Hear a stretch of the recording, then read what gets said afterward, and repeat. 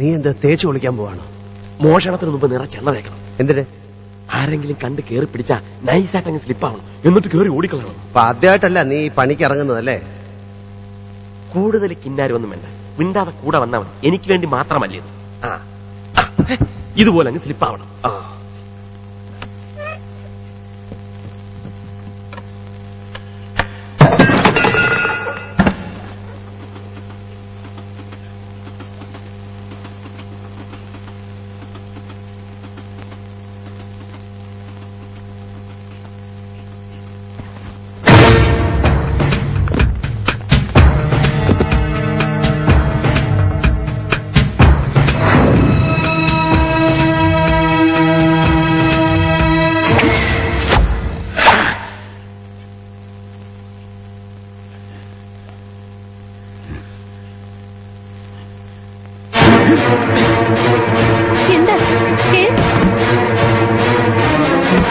ഞാൻ അപ്പോഴേ നിന്നോട് പറഞ്ഞില്ലേ വേണ്ടാത്ത പണിക്ക് പോണ്ടെന്ന്? തൊണ്ടക്കുഴി കുത്തി കയറിയെന്നറിയോ?